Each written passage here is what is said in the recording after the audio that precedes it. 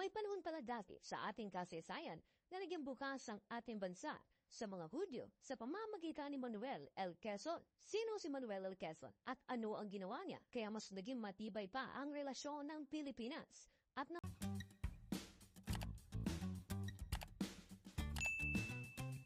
Luis Quezon y Molina, o mas kilala sa tawag na Manuel L. Quezon, ay ang ikalawang Pangulo ng Republika ng Pilipinas mula November 15, 1935 hanggang August 1, 1944. Siya ay makikita sa 20 pisong papel na isyu ng Bangko Sentral ng Pilipinas. Siya ang kinilala bilang ikalawang Pangulo ng Pilipinas, kasunod ni Emilio Aguinaldo.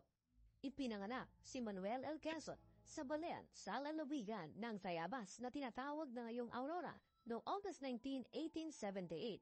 Anak siya ni Lucio Quezon at Maria Dolores Molina, kapwa mga guro.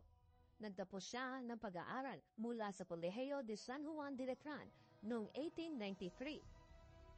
Bilang isang binata, nakilahok siya sa pag-alsa laban sa mga Kastila.